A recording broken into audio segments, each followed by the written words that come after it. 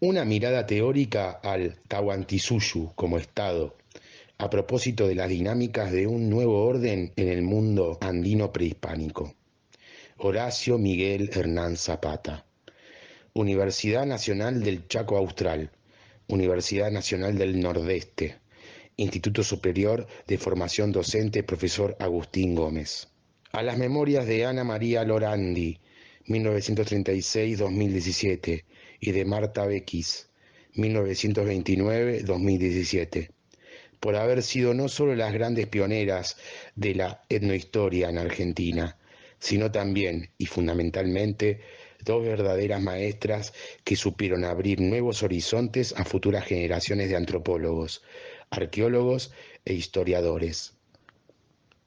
El artículo aporta algunas reflexiones al debate teórico sobre la pertinencia del concepto de Estado para pensar aquellas sociedades que, en distintos puntos del continente americano y en momentos previos a la invasión europea, configuraron complejos sistemas de organización sociopolítica, desplegaron pautas variadas de funcionamiento económico a lo largo de extensos territorios e incluyeron a diversas poblaciones bajo su dominio.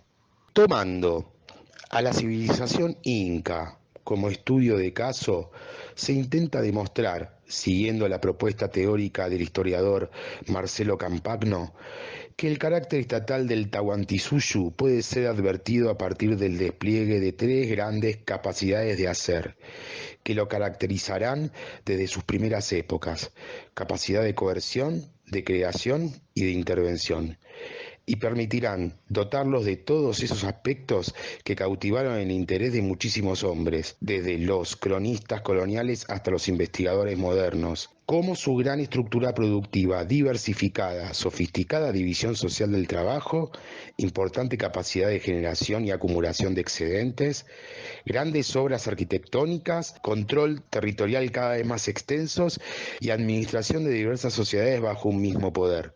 A modo de introducción, el estudio del Estado constituye un campo de investigación de indudable interés académico para los especialistas en ciencias sociales, por cuanto refiere a un concepto central del discurso político contemporáneo, a la vez que representa a un importante actor político de la vida social.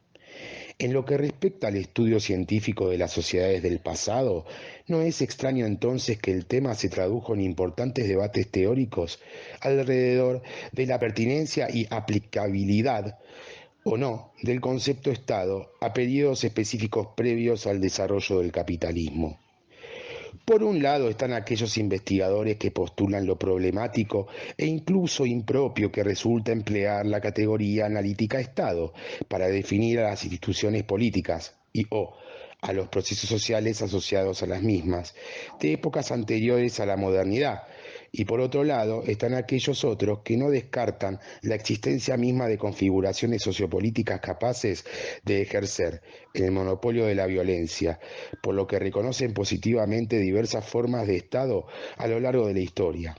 En efecto, no existe unidad de criterio respecto de si resulta posible pensar la dinámica política de otras sociedades y culturas a partir de una categoría conceptual que, según unos, da cuenta de un desarrollo histórico particular de Occidente a partir del siglo XV, o, según otros, del siglo XIX, o, por el contrario, si es preciso buscar alternativas categoriales que describan con mayor precisión la singularidad de los objetos que estudian. Lulch y Mico, 2007. En el presente artículo procuramos aportar algunas reflexiones al debate teórico sobre la pertinencia del concepto de Estado para pensar aquellas sociedades del continente americano que, en momentos previos a la invasión europea, configuraron sistemas sociopolíticos complejos, desplegaron pautas variadas de funcionamiento económico y cultural a lo largo de extensos territorios y dominaron a diversas comunidades étnicas. Trigger, 2007, Campagno, 2007, Tantalean, 2012-2013.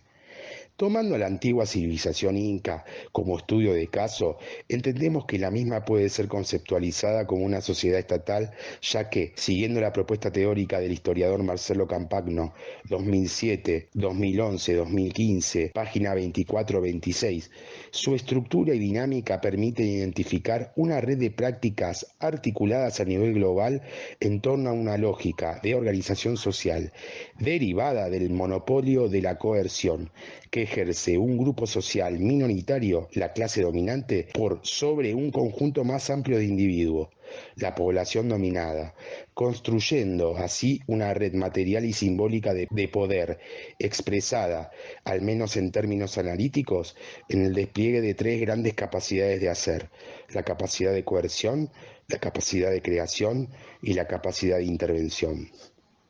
Aunque la problemática de la estatilidad del Tahuantinsuyo puede parecer, a priori, una cuestión muy estudiada en el campo de la historiografía andina y, por extensión, americanista, de Altroy y Schreiber 2004, Cowey 2008, Tantalean 2015, nos interesa volver una vez más sobre esta cuestión, puesto que, como advierte Pierre Bourdieu, debido a que el Estado es el resultado de un proceso, la institución instituida hace olvidar que es fruto de una larga serie de actos de institución y que se representa con todas las apariencias de lo natural.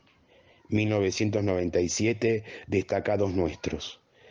En consecuencia, a lo largo de las siguientes páginas, intentaremos demostrar, como hipótesis, que los atributos de estatalidad del Tahuantinsuyo pueden ser advertidos a partir del despliegue de dichas capacidades de hacer, que permitieron dotar a esta antigua cultura de todos aquellos aspectos que cautivaron el interés de muchísimos hombres, desde los cronistas coloniales del siglo XVI hasta los investigadores modernos, como su gran estructura productiva diversificada, su sofisticada división social del trabajo, su importante capacidad de generación y acumulación de excedentes, sus grandes obras arquitectónicas, su control sobre las sociedades tan diversas y territorios cada vez más extensos, las capacidades estatales del Tahuantinsuyo.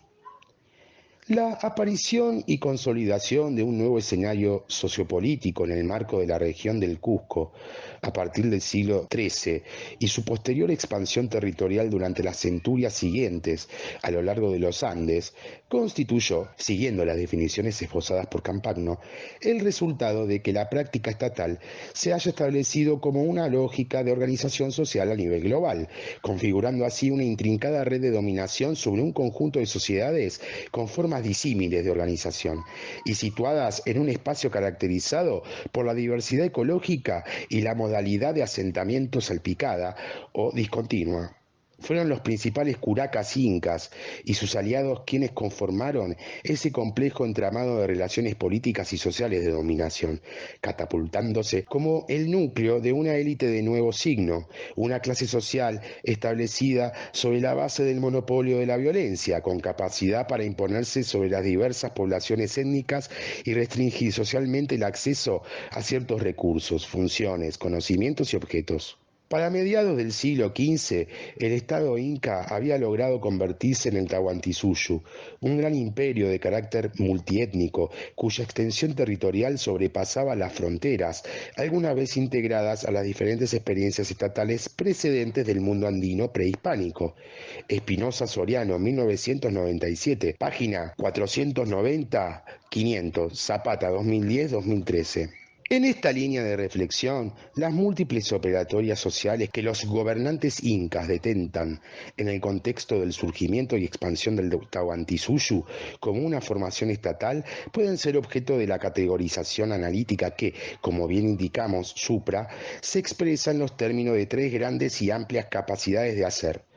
En los párrafos que siguen ilustraremos los mecanismos específicos a través de los cuales se expresan esas distintas capacidades del Estado inca en el mundo andino prehispánico, aunque su examen por separado no debe hacer perder de vista al lector la simultaneidad y la compleja imbricación con que se manifestaron en la situación histórica concreta, siendo en todo caso múltiples rostros de un proceso único.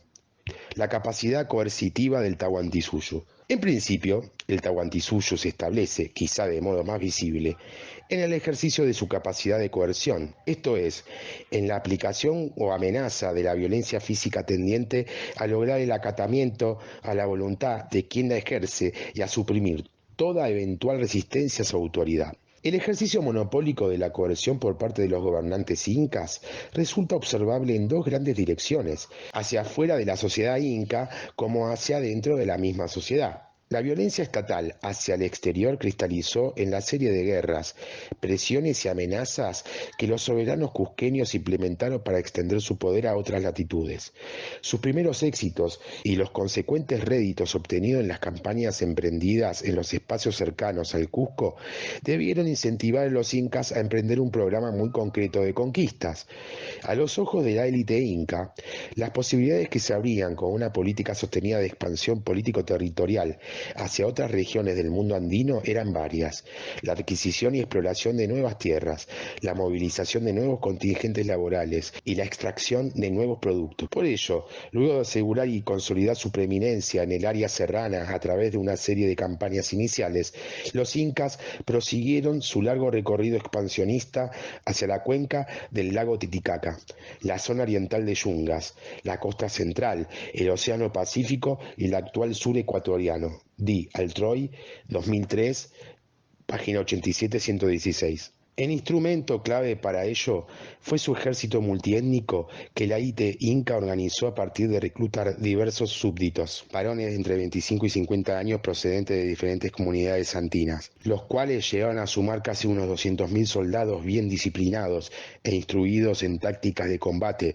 que debieron hacer frente a los problemas más diversos y acuciantes derivados de la continua política de expansión territorial de los gobernantes cusqueños, entre los que podemos mencionar las dificultades que presentaba tener que recorrer o luchar en territorios selváticos, montañosos, desérticos o pantanosos, así como también la simultaneidad o sucesiva alternancia de los frentes de lucha, obligando a que las tropas se encontraran en permanente desplazamiento. Consecuentemente, para mantener activo el servicio de este ejército de guerreros, el gobierno imperial se veía obligado a destinar gran parte de los recursos extraídos de las comunidades, así como también le resultaba imprescindible tanto la construcción de caminos que facilitaran su desplazamiento, como la edificación de postas en diferentes regiones del imperio que servían para el descanso de las tropas en campaña y para el recambio de animales y armas. Espinosa Soriano, 1997, página 361-366. El proceso de institucionalización del ejército inca impuso, en el ámbito de las bases sociales, pérdidas y sujeciones, ya que, como sostiene Fernando Sabater, el Estado pretende monopolizar la violencia intrasocial, obligando a renunciar a cada uno a su fuerza propia y tendiendo a igualarlos por vía negativa en un todo homogéneo, en el que ya no quedan asociaciones intermedias, castas privilegiadas ni ningún otro foco de energía política que pueda resistirse a amenazar al monopolio del poder. 1996, página 20-21. De aquí en más, la práctica de la guerra se transformaría en una cuestión del Tahuantinsuyo, decidido a nivel de la cúpula del Estado inca, manejada como prerrogativa exclusiva de los gobernantes cusqueños. Espinosa Soriano, 1997, página 309, de Altroy, 2003, página 87-116. Cuando la empresa a llevar a cabo estaba vinculada con la guerra, con cierta estrategia a implementar frente a un grupo étnico particular o con una nueva campaña de conquista que se planteaba, el Inca no solamente tomaba el consejo de los grandes jefes militares que lo asistían en materia bélica, sino que además él mismo dirigía sus ejércitos, porque a través de su propia presencia parecía garantizar la seguridad y la victoria. Su poder, su fuerza y su habilidad, pero además el magnetismo que emanaba de su persona, dotaban a las tropas de valor necesario para enfrentarse al enemigo con la certeza confianza de que la batalla devendría en el triunfo. Ello era constantemente enunciado a través de los ritos vinculados a la práctica bélica o festivales de la victoria, los cuales no solo reactualizaban el dominio territorial de los cusqueños y con este las relaciones de dominación basadas en la coacción, sino que además constituían verdaderas escenas del poderío y superioridad del Inca frente a cualquier población andina que intentara modificar el orden impuesto por el Tahuantinsuyo. Peas, 1991, página 73-74, Espinosa Soriano, 1997, página 312, Niles, 1999, página 56-73.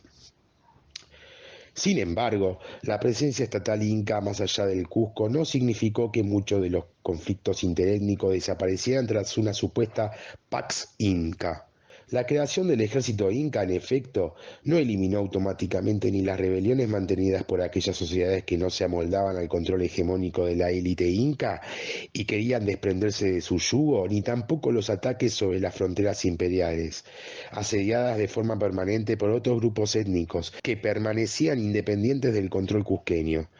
Conrad y Damarest, 1988, páginas 162-163, Bravo Guerreira, 1986, página 90, Espinosa Soriano, 1997, página 378, Murra, 2002, páginas 57-66 y 68-70. Entre los procesos de resistencia que afectaron coyunturalmente al Tahuantinsuyo, sobresalieron los movimientos de los Vallas Calchaquíes del nordeste argentino. Lorandi, 1980, 1988A, 1988B, Lorandi y Boraxós, 1987-1988, De Hoyos, 2011, Williams y Castellanos, 2011, y los levantamientos de las guarniciones cusqueñas acantonadas en las etnias periféricas, Espinosa Soriano, 1997, página 312. Las rebeliones interiores que los incas debieron enfrentar poseían, huelga decirlo, un carácter local, por lo que rara vez se extendían a otras regiones. Además, estas rebeliones estuvieron en general inspiradas por una motivación común, la defensa de las autonomías étnicas, amenazadas y cada vez más subvertidas por la creciente centralización del poder en un imperio que, a los ojos de aquellos subjugados, encarnaba el proyecto hegemónico de los gobernantes cusqueños. Conrad y Damarest, 1988, página 167. Los ejércitos incas debieron hacer frente a las distintas presiones sobre la frontera del estado. Al sur, en el río Maule, las poblaciones reche detuvieron el avance inca y constituyeron una permanente amenaza. León, 1983. DJ y Gordon, 1988. Lo mismo ocurrió en el oriente, una frontera aún más convulsionada por los ataques de distintas comunidades de origen chaqueño amazónico, como los chiriguanos o Aba y los Jouris o Xuris, que desplazándose hacia oeste acechaban y sometían a las poblaciones asentadas en el borde del macizo andino. Parcinien y Simonen, 1988, Parcinien, Simonen y Carapozay, 2003. Alconini, 2004-2008. El hecho de que las situaciones de conquista y dominación correspondían a otros episodios de insubordinación y comportamiento irreverente ante el Estado inca nos advierte acerca de dos características propias de la intervención de un tipo de lógica estatal. En primer lugar, cualquier comunidad que ejerciera la violencia con independencia del Estado se volvería automáticamente un grupo rebelde. Y en segundo lugar, el Estado debía tomar acciones que tendrían disímiles características de acuerdo a la belicosidad y capacidad de resistencia de los pueblos sometidos, y a la propia capacidad de maniobra que poseía el ejército imperial. Por ejemplo, muchos pueblos fueron arrancados de sus regiones, separados de su autoridad étnica y trasladados a otras en calidad de mitimaes estatales. También fue común que instalaran especies de fortaleza, mientras que otras etnias debieron ser incorporadas y se le otorgaban responsabilidades políticas y militares en términos de privilegiados. Piz, 1982, Regalado de Hurtado, 1984, Bunster, 1994, Espinosa Soriano, 1997, página 379-388. Al respecto, es preciso recordar que el Tahuantinsuyo, como otros tantos imperios antiguos, no contaba por entonces con el poder suficiente, expresado en una avanzada capacidad de maniobra logística, como para avasallar por completo la natural defensa de la autonomía de las diferentes sociedades. El simultáneo o sucesivo empleo de efectivos militares como estrategia preventiva dirigida a conservar el orden en aquellos puntos conflictivos de las provincias y o en los puestos de frontera exigió, en efecto, el despliegue de una capacidad operativa significativa por parte de los incas, la cual dependía a su vez de otros factores, de un cuantioso volumen de recursos, de las amplias distancias que debían recorrer, de las múltiples geografías a las que se enfrentaba, de los tiempos que conllevaba la circulación circulación de la información y las comunicaciones de las situaciones a las altas esferas de mando y de la consiguiente demora en la toma de decisiones. Espinosa Soriano, 1997, página 361. De Altroy, 2003, página 245, 276. Además, el acceso monopólico del Estado a los medios de coerción trae aparejados otros colorarios en los diferentes ámbitos de la experiencia social de aquellos territorios, ya incluidos en la órbita del Imperio Inca. En este sentido, un foco de ejercicio de la violencia del Tahuantinsuyo podía ser el polo social compuesto por los comuneros y cuya manifestación más íntegra de la dominación eran las obligaciones tributarias.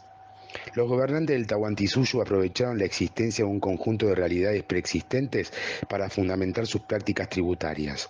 Al igual que los curacas, emplearon la generosidad institucionalizada para instaurar una trama de lealtades y fortalecer obligaciones.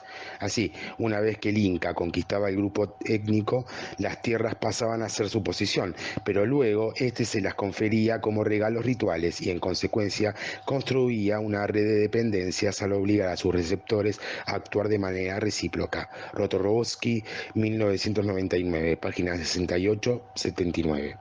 La cooptación de los curacas significaba la indudable participación de los miembros de la comunidad en la nueva estructura de poder a la que estos se incorporaban. A resultas de ello, el Tahuantinsuyo pudo contar con una mano de obra numerosa y bien disciplinada, capaz de ser empleada al servicio de sus propios fines.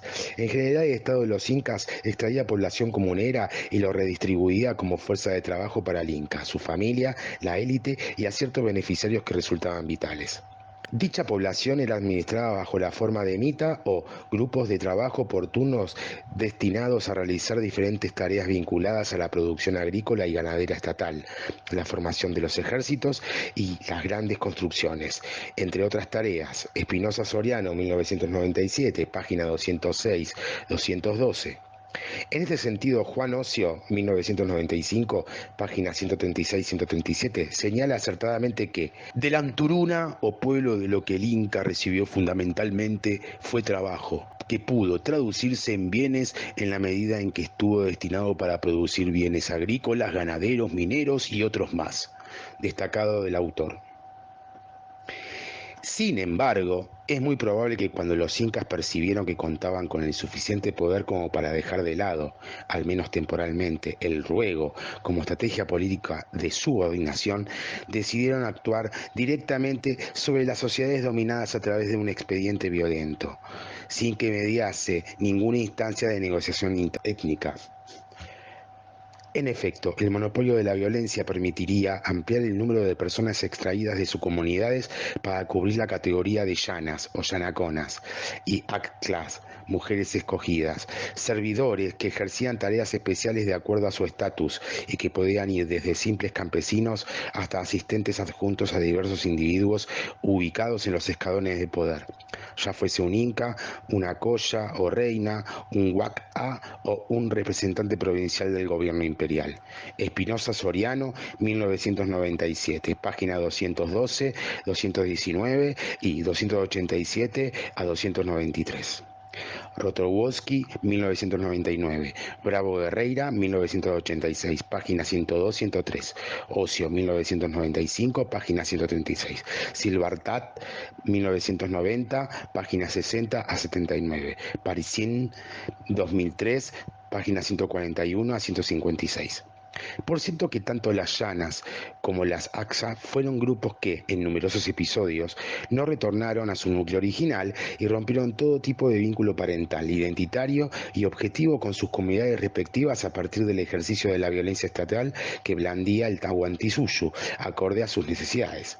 Aquellos que veían rotos sus antiguos lazos ancestrales se hallaban perjudicados al no poder contar ya con los deberes y derechos propios de la reciprocidad parental, es decir, de obtener ayuda y apoyo de sus núcleos familiares y parentales, únicos soportes capaces de garantizárselos. A su turno, las comunidades de origen se veían perjudicadas al perder una cifra importante de sus miembros. La capacidad de creación del Tahuantinsuyo. En segundo lugar, el Tahuantinsuyo conlleva una singular capacidad de creación. Al respecto, Jacqueline Morris, 1986, página 487, planteaba que las prácticas estatales pueden ser vistas como explotativas, pero también fueron muy creativas. Traducción nuestra.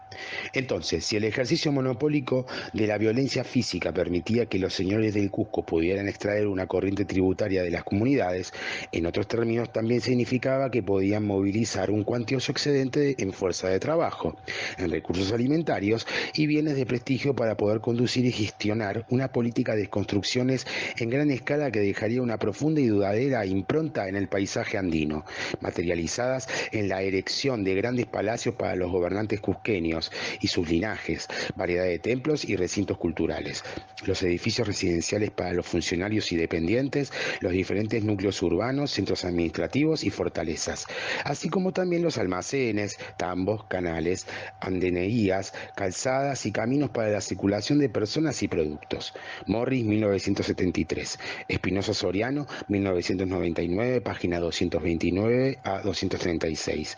244, página 262 a 266, página 330 a 344 y 388 a 398.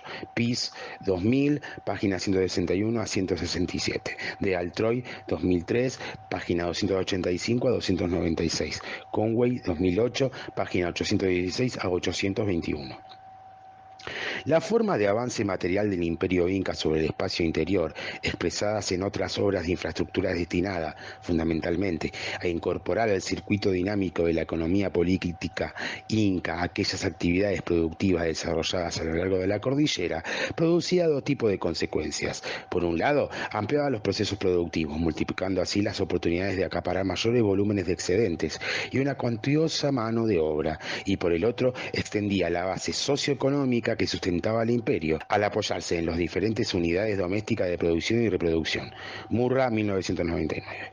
En este sentido, el perfil creador del Tahuantinsuyo hacía efectiva tanto la movilización de los recursos como la articulación de las economías domésticas o aldeanas de acuerdo a los intereses estatales, conformando nuevas modalidades de reproducción social. Aquellas diversas poblaciones más simples o más complejas en sus estructuras socioeconómicas y políticas que fueron incorporadas al campo de dominación del Tahuantinsuyo participaron al mismo tiempo en ambas economías, ora en sus propios lugares de residencia doméstica, ora en ámbitos e infraestructuras exclusivamente creados para el Estado. Carrasco, 1982, Espinosa Soriano, 2008. Sea cual fuese el caso, la ubicación de las comunidades y grupos étnicos dependió de la funcionalidad que resultaba al imperio de sus objetivos. Mulvaney, 2003. La gestación de un conjunto de especialistas a tiempo completo, denominados apocunas, relacionados con actividades humanitativas y burocráticas, constituye otra importante manifestación de la capacidad de creación del Estado inca. Es el poder del Estado, como ha señalado Wendermar Spinoza Soriano, 1997, página 345, el que organizaba y ponía en marcha a ese hormiguero de funcionarios para cumplir y dar cima a los proyectos gubernamentales. Dadas las dimensiones territoriales que alcanzó el Tahuantinsuyo para que la administración estatal funcionara de manera aceitada, con una fuerza centrípeta y centrífuga, al mismo tiempo que recababa bienes y energías, lo distribuía en todos sus territorios. Los incas debieron impulsar la puesta en marcha de un gran cuadro administrativo burocrático que les permitiera configurar esquemas organizacionales que facilitarían la extracción, almacenamiento y redistribución de los tributos que se iban acumulando, la movilización de fuerza de trabajo, la conducción de los ejércitos, el culto a las entidades divinas, la transmisión de información y el transporte de materias primas. Morris, 1986, PIS, 1991, página 34-35, Espinosa Soriano, 1997, página 316 a 319, de Altroy, 2003, 277 a 78, Parisien, 2003, 156, según Concepción Bravo Guerreira, 1986, páginas 106 y 112, la planificación e integración cuidadosa y racional de las complejas sociedades andinas permitió a los incas imponer sobre ellas un sistema administrativo que controlara una nueva, numerosa burocracia que hizo posible la solidez política y el auge económico del Estado. La figura de estos funcionarios era la clave del sistema administrativo del imperio y, para ejercer sus funciones de carácter militar, político y judicial, disponía de una amplia red de funcionarios subalternos. A través de estos burócratas estatales y sus subordinados, verdaderos agentes de la nueva fuerza política, los gobernantes cusqueños podrían inmiscuirse en donde considerase indicado. Los efectos sociales más profundos de este conjunto de transformaciones a partir de la novedosa capacidad de creación que posee la dinámica estatal pueden traducirse en dos imaginarios disímiles aunque conexos, uno excluyente y notablemente visible, que colocaba la inmensidad y la inconmensurabilidad del Estado y de sus agentes representando centralmente en las infraestructuras estatales frente a la inferioridad de una base comunera que participaba en la construcción de las mismas. Y otro imaginario no menos operante, pero que quizá más perceptible en términos objetivos, que reconocería las ventajas de los nuevos esquemas de organización a través de los beneficios obtenidos. Sobre este último punto vale la pena detenerse, justamente porque el Tahuantinsuyo, en tanto estado, no solo es el destructor, sino también el creador, por lo que su presencia era legitimizada debido a que ciertos beneficios debieron haber sido rápidamente perceptibles y capitalizables por parte de la gran masa de campesinos. Así, por ejemplo, el alcance redistributivo del Estado, o bien la expansión productiva permitida por las obras de regadío, entre otras políticas, no podían dejar de ser apreciados por los beneficiarios que producían para las comunidades. En efecto, para los incas y demás etnias sometidas, el Tahuantinsuyo debió mostrarse y ser representado a través de una parafernalia oficial como una descomunal fuerza creadora, puesto que el pueblo recibió del Estado alimentos mientras cumplían con su mita y cuando se declaraba la hambruna. También recibieron tecnología como canales de riego, andenerías, etcétera, para ampliar la frontera agrícola, ejércitos para protegerse de la agresión de otros pueblos, pero su mayor contribución del Estado fue dar la posibilidad de vivir en un cosmos ordenado gracias a la presencia vivida de un principio unificador que está al mismo nivel que las divinidades celestiales. Ocio 1995, página 137, destacado el autor. Está claro que estos beneficios y contraprestaciones, en tanto están dirigidos a y por ciertos sectores de la sociedad, suponen a menudo privilegios que, por oposición, condenan a otros sectores indirectamente perjudicados. Por ello, la infinidad de ayudas a la que la acción del Tahuantinsuyo debería volcarse a resolver para obtener aliados, encontraba su contracara simbólica. Colocar un velo a la desnuda represión, disimular los procesos de exclusión y revestir de un barniz legitimante los intereses propios de la élite, operaciones tendientes a convertir a la dominación en hegemonía y la desigualdad a favor de unos y no de otros en requisitos para el bienestar general. No basta con señalar que se impulsaba la ejecución de obras que contribuían a las poblaciones locales. El Tahuantinsuyo tuvo ciertamente un rol preponderante en la creación de nuevas oportunidades, intereses y necesidades que contribuyeron efectivamente a las sociedades andinas. Este aspecto de la lógica estatal no solamente valió para auxiliar en determinadas tareas a las comunidades, sino además para establecer una vinculación efectiva y material entre el imperio y las diversas etnias.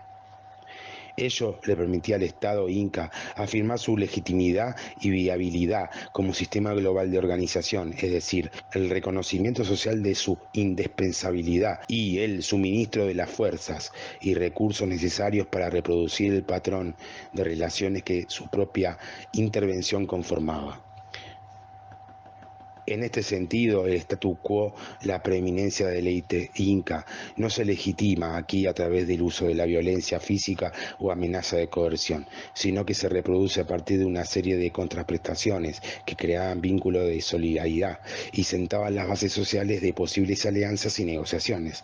Es por eso que las dinastías incas intentaron ganar la adhesión de los curacas, colmándolos de regalos consistentes en llanas, ropas, joyas, coca, vajilla de oro y plata, tierras, ganado, enviándolos al Cusco para participar en ceremonias y fidelidad hacia el Zapa Inca, dándoles una educación pro Inca. También donándoles esposas cusqueñas, sentándolos lado a lado del Zapa Inca, para que comieran juntos o desplazándose a la misma altura en sus respectivas andas, permitiéndoles capitanear a los guerreros de sus etnias, pero bajo el comando de generales incas, en las campañas de conquista y represión en otras nacionalidades. Espinosa Soriano, 1997, página 357. Destacado el autor. La presencia de los curacas fue entonces central para las autoridades cusqueñas que, interesadas en mantener el dominio sobre dichas poblaciones luego de las largas y costosas guerras y pactos, buscaron en ellos a interlocutores capaces de acomodarse a la nueva situación, movilizar un número muy importante de personas que atendieran los trabajos impuestos y con habilidad para tratar con la administración inca. El reconocimiento de estos curacas no solo incrementó riqueza y capacidad de distribución en cada comunidad, sino que además les posibilitó consolidar su prestigio y posición jerárquica. Este proceso tuvo su expansión simbólica en la adopción de nuevos ordenadores sociales, ceremonias y rituales que establecieron distinciones jerárquicas entre los líderes y ponían de relieve las nuevas condiciones sociales y políticas, visibles en diferencias en las viviendas, el número de esposas, el vestuario y los adornos, así como la exhibición de objetos de metal o viajar sentado en una tiana, especie de silla que demostraba su prestigio y solemnidad. La capacidad de intervención del Tahuantinsuyo. En tercer lugar, el Estado inca extiende todo un conjunto de prácticas que pueden ser tomadas como indicios de su capacidad de intervención en el tejido social, ya que el monopolio de la violencia física le permite a la élite cusqueña no solo invadir ámbitos de acción propios de las comunidades, convirtiéndolos en foco de atención y prerrogativas de la administración inca, sino también una profunda transformación de los marcos de referencias sociales e ideológicos de la vida comunal. De Altroy, 1999-2003, página 215 a 235 y 313 a 337. En efecto, además de sus incomparables potencialidades para imponerse violentamente y para crear nuevas modalidades de actuación, el Tahuantinsuyo posee una significativa capacidad para interferir, monopolizar, recodificar y reorientar, volviéndolo un actor verdaderamente omnipresente e inescrutable. Pese a que cierta autonomía de las comunidades fue respetada por el Tahuantinsuyo, en tanto dejaba la resolución de ciertos asuntos en el estricto nivel local, para muchas etnias la injerencia estatal no representó una continuidad, sino una clara ruptura en su organización, en ciertos casos tal como ha planteado Stephen Stern, 1986, páginas 51 a 52. La política estatal agravó la fragmentación étnica y simultáneamente redujo la autonomía comunitaria o étnica frente a una nueva competencia. El Estado se apoderó de funciones claves de gestión, como la protección o la ampliación de los recursos locales contra las posibles injerencias de otros grupos. Las mejorías, empeoramientos de la economía quedaron vinculados al servicio del Estado. Las obligaciones de trabajar para el Estado y sus dioses redujeron el tiempo de trabajo disponible para los hogares y los aulius para su propio uso, lo cual les privó de posibles energías y acumulación de excedentes. Evidentemente, el elemento que resalta este cuadro de cambios es aquel conectado con los medios de producción, esto es, las tierras comunitarias de labranza y pastoreo, de los santuarios locales y las colonias Mimacuna, que había formado parte anteriormente del dominio de dichos grupos y que ahora eran reasignados por y al Estado a los soberanos incas, los panacas, el culto solar, etc. Espinosa Soriano, 1997, de la página 181 a la 199, Murra, 2002, de la página 294 a 307, Bravo Guerreira, 1986, de la página 117 a 121. Además, el Tahuantinsuyo principia su existencia como Estado mediante otro expediente de intervención en la esfera social, la generación de mecanismos simbólicos de consenso que legitimara ideológicamente la hegemonía de la élite inca sobre las poblaciones conquistadas y, de ese modo, poder concentrar en torno a sí las energías sociales y los excedentes producidos por las bases comunales. Los incas formularon ámbitos de consenso recurriendo al campo de las tradiciones, mitos y costumbres que hundían tenían sus raíces en la propia cosmovisión religiosa andina y atravesaban a toda la experiencia social cotidiana. PIS 1991, páginas 61 a 73, 2000, año 2000, páginas 145 a 160. Espinosa Soriano, 1997, página 435 a 446. De Leonardi Sillau, 2004. Sin embargo, el Estado inca no interviene para establecer una suerte de ortodoxia excluyente, sino para reordenar todo un mundo sagrado y reorientarlo con una estrategia de legitimación. Se edifican templos y recintos sagrados, se instituye un cuerpo de especialistas relacionados con la actividad cultural y se imponen nuevos rituales que justifican la presencia del nuevo orden, el orden estatal. Bauer, 1996, Niles, 1999, páginas 73-74. Entre las resignificaciones más importantes que introduce el Tahuantinsuyo sobre el sistema de creencias andinas se encuentran tres procesos: la difusión del culto a la divinidad solar, la sacralización de la figura de los gobernantes cusqueños y la colonización simbólica de los paisajes rituales. Con la consolidación del Tahuantinsuyo, el culto a la divinidad astral más importante entre los incas, el sol, conocido en lengua quechua como Inti, alcanzó una importante notoriedad y se volvió el culto oficial del imperio. No solo debido al hecho de que era dador de salud, paz y vida, sino básicamente porque tal divinidad era concebida como padre y fundador de la etnia inca y los miembros de estas como sus descendientes. Para el común de la población, el sol debió haber sido tenido por un antepasado dinástico celestial de los gobernantes incas, una suerte de patrono étnico que legitimaba el gobierno y la supremacía de los linajes cusqueños. Conrad y de Marest, 1988, página 139. Espinosa Soriano, 1997, página 298 a 301 y página 446 a 450. En consecuencia, el Zapa Inca, tal el título que ostentaban los gobernantes, personificaba la máxima autoridad imperial y al mismo tiempo era venerado por su condición sagrada de Intichurri, hijo predilecto del sol, como la figura responsable del equilibrio cósmico y social.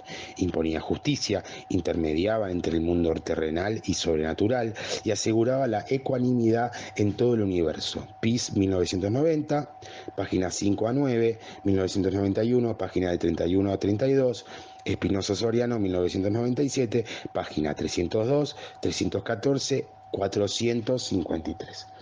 En otras palabras, tal como ha afirmado Franklin Pease, 1991, página 65, el Inca era un ser divino, un centro viviente, cuya presencia en un lugar determinaba la inmediata e inevitable sacralización del mismo.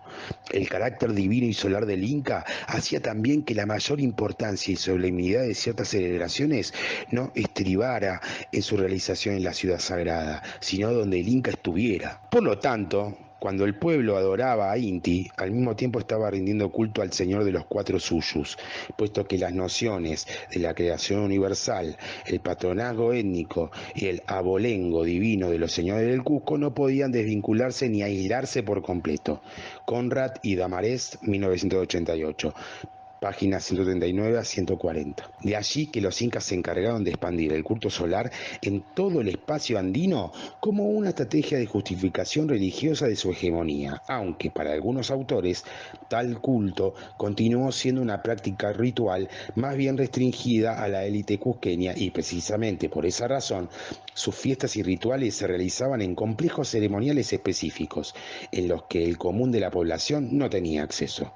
Fue en el Cusco donde se llevaron a cabo las mayores festividades en honor al sol. Allí se hallaba el Coricancha, el templo más importante del Tahuantinsuyo, el cual podía albergar solamente a la élite cusqueña e incluso poseía ambientes de uso exclusivo del soberano inca. Espinosa Soriano, 1997, páginas 323, 329, 450 a 453. El acceso y participación de la gente común y, según las crónicas de algunos curacas que venían de regiones alejadas del imperio, estarían limitados a las ceremonias grandes y masivas dedicadas al sol, llevadas a cabo en los múltiples templos provinciales conocidos como usnus, especie de pirámides instaladas en explanadas, en las cuales se realizaban otras festividades religiosas además del culto solar, siendo una de las principales construcciones de este tipo aquella ubicada en Aucaipata, Plaza Central del Cusco, PIS, 1991, páginas 68 y 158. Si bien la expansión político-territorial del Tahuantinsuyo derivaría en la generalización del culto al sol y la realización de rituales de fundación que ordenan el caos existente y lo incorporan al cosmos o mundo ordenado por la divinidad, PIS, 1991, página 36, destacados del autor. Tal política no implicó que los incas suplantaran los cultos locales, destruyeran los adoratorios previos o prohibieran en forma alguna los ritos preexistentes. Por el contrario, cada incorporación de territorio supuso el reconocimiento de las diversas expresiones étnicas y regionales de veneración hacia los ancestros que se tenían entre las diversas sociedades que se veían anexadas a la órbita imperial y, en consecuencia, en el trazado de una nueva geografía de lo sagrado a lo largo de sus dominios territoriales. Stanish y Bauer, 2007. Como lo demuestran tanto la importante masa de ofrendas y sacrificios como los múltiples espacios rituales de veneración a gran escala que los incas levantaron para las huacas regionales y locales. Isbell, 1997, Bittenham, 2011, Erkhout y Owens, 2015. Estas prácticas compusieron uno de sus gestos políticos más recurrentes. Tal como han señalado Karen Spalding, 1984, página 98, hay considerable evidencia que las huacas de las poblaciones conquistadas, se transformaron en el foco de ceremonias auspiciadas por el Estado, apoyada por complejos arquitectónicos específicamente construidos para el almacenaje y preparación de sacrificios y el mantenimiento de personas asignadas a su servicio. Traducción nuestra. ¿No sería errado afirmar entonces que fue alrededor del culto a los antepasados y la veneración de las huacas que el Estado inca puso en marcha otra importante y profunda resignificación de carácter ideológico? Los incas establecerían una especie de patronazgo estatal sobre un variopinto conjunto de huacas, pacarinas y ancestros, erigiendo nuevos recintos para la adoración de los mismos, brindando mayor número de regalos, ofrendas y sacrificios o complejizando las fiestas y celebraciones rituales en un nivel nunca conocido por las comunidades. Acauto, 2009. La colonización de estos espacios étnicos sagrados fue una importante inversión material y simbólica de los soberanos cusqueños, pues, al manipular ciertos símbolos y rodear al poder de tales representaciones colectivas, Baxo, 2005, colaboró en la legitimación de la dominación política y económica del Tahuantinsuyo. Estos actos incas de veneración a los elementos sacralizados del paisaje configuraron un juego asimétrico de lealtades y servicios entre el Estado y las comunidades, por cuanto las huacas, a través de sus descendientes terrenales, se veían ahora obligadas por reciprocidad a atender los ruegos de los incas, esto es, las demandas de colaboración en las tareas estatales que eran encargadas desde el lejano Cusco. Zapata, 2009-2012. De no hacerlo, tanto el grupo étnico como sus huacas se verían costosamente perjudicados a través de represalias o del olvido deliberado si no se atendían los requerimientos de los incas. Niles, 1999, página 84. Además, en ciertas ceremonias y festividades estatales, como algún rito de iniciación, asunción de un nuevo gobernante o los agasajos que efectuaba el soberano de turno, los curacas debían concurrir a las mismas con las imágenes de antepasados. Dichos momentos festivos servían de marco para pagar tributos sacrificiales, actualizar los lazos de lealtad, dependencia y subordinación, confirmar o renovar cargos en el aparato estatal o consultar a las distintas huacas que se encontrasen allí. Espinosa Soriano, 1997, página 320 y 358. Al respecto, John Roy, 1967, página 63, observó en sus investigaciones que se le requirió a cada provincia del imperio enviar cada año al Cusco uno de sus principales objetos de culto. Los objetos de culto provinciales fueron instalados con todo honor en el templo principal de la religión estatal, donde sirvieron al mismo tiempo como rehenes que garantizaban el buen comportamiento de sus devotos y como recordatorios de que el Cusco era un centro religioso para todo el imperio. Cada año Cuando nuevos objetos de culto eran traídos, se les permitía a las poblaciones provinciales llevarse aquellos que habían permanecido en el Cusco el año previo. Traducción nuestra. Finalmente, una última expresión de la intrusión estatal en el campo religioso andino radicó en el sentido de que la élite inca imprimió las tradiciones y procedimientos vinculados a la creencia en una vida ultratumba. El peso del aparato estatal se dejó sentir en los escenarios rituales vinculados a los rituales funerarios de los antepasados de los gobernantes cusqueños, dando un verdadero salto y cualitativo en la forma de llevarlos a cabo. Así, la configuración de un culto imperial a las momias de la realeza cusqueña conllevó la aplicación de un complejo y ostentoso tratamiento y conservación del cadáver de los incas, la construcción de tumbas monumentales y la ejecución de celebraciones de amplias dimensiones para aquellas. Cuando se producía la muerte de algún inca, su cuerpo era momificado y, luego de ser depositado en un santuario familiar, pasaba a ser custodiado y reverenciado por su linaje, o panaca, que mantenía el derecho sobre las tierras, recursos y aguas que servirían para sustentar todas aquellas actividades de adoración a la momia real. Alonso Sagaceta, 1989.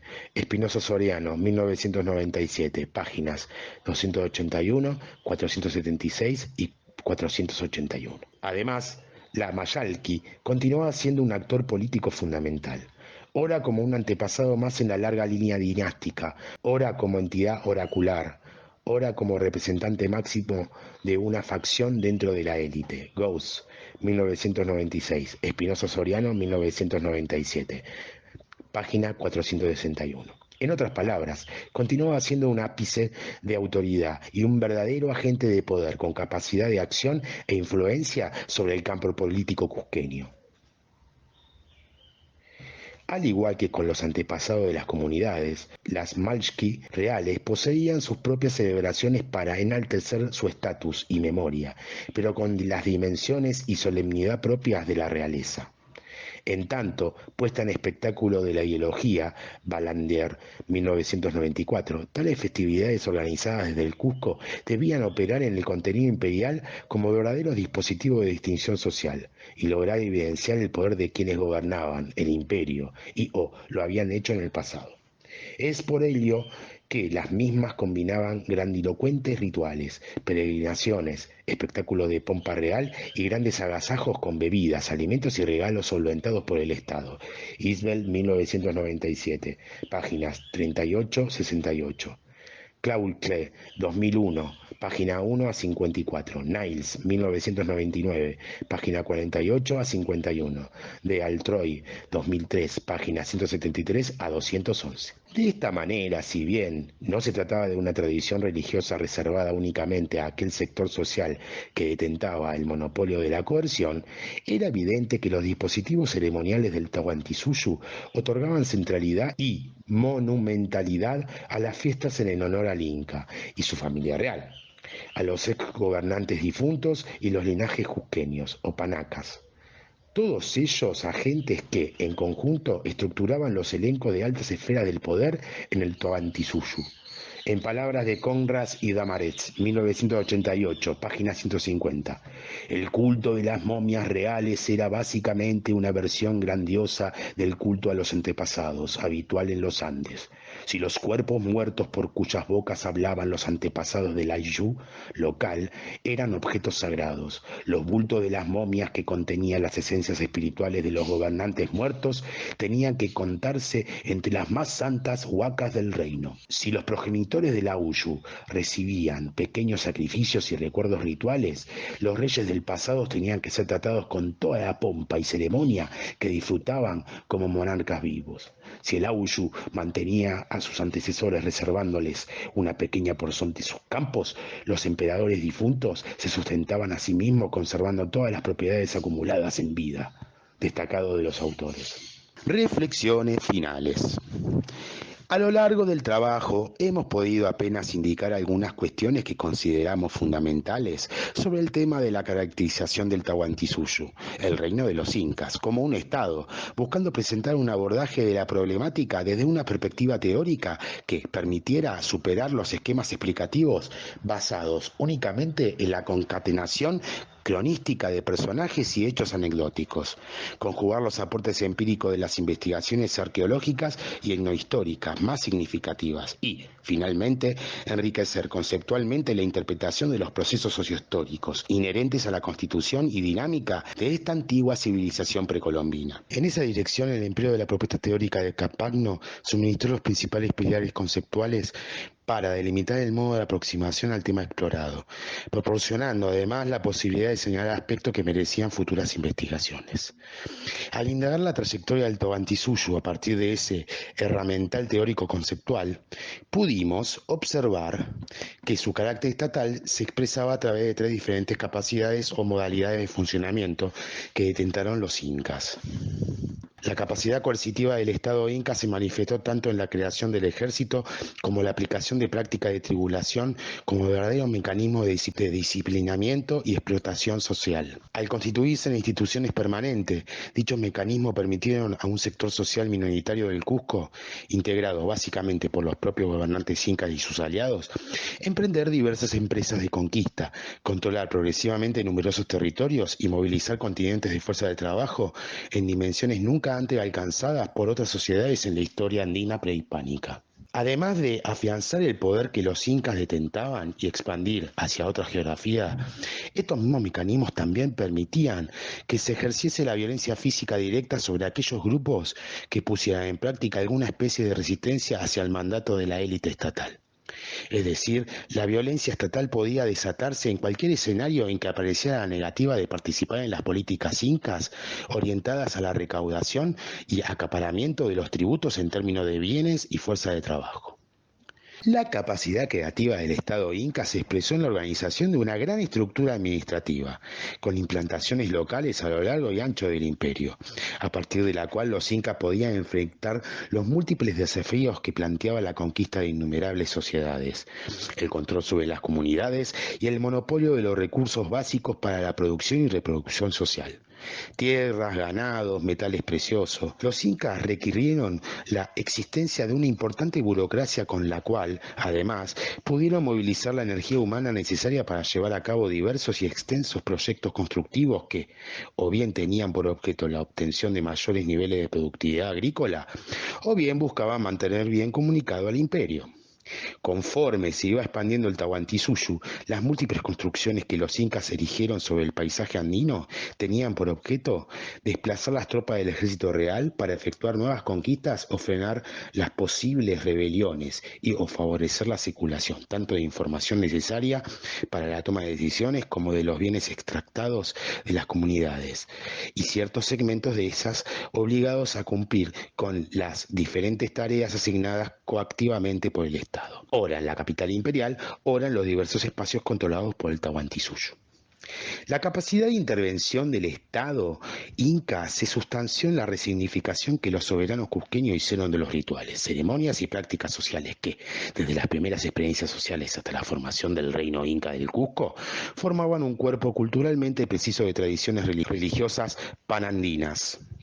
En la medida que los principios de la cosmovisión andina eran extremadamente dúctiles, los gobernantes incas fueron capaces de solapar el culto solar con la noción de abolengo divino de los principales linajes cusqueños, una fuente efectiva de legitimación que indujo a que los mismos acumularan todos los privilegios y honores reconocibles por su pueblo, no solo en vida, sino también más allá de la muerte a través de su cuerpo momificado.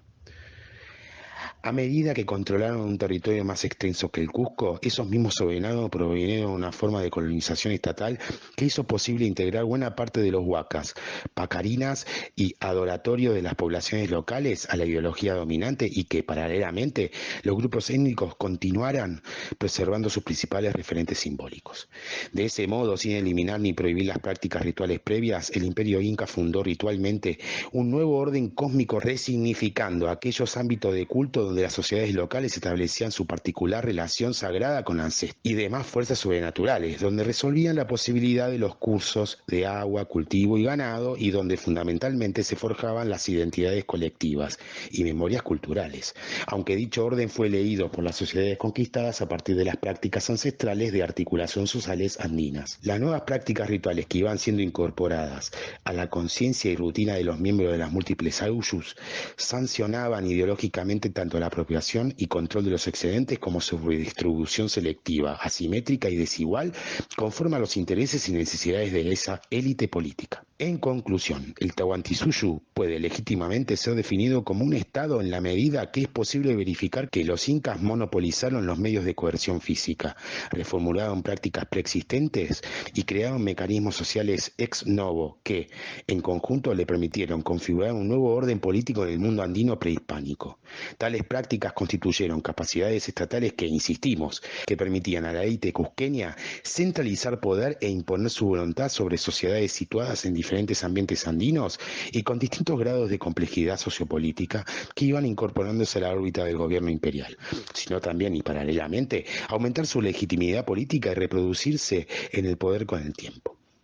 Sin embargo, como hemos señalado en otros trabajos, la formación histórica del Estado inca distó de ser un proceso de todo lineal y exitoso, ya que ciertos espacios y poblaciones presentaron mayores dificultades al Tahuantinsuyo para su efectiva conquista y anexión. Zapata, 2010-2013.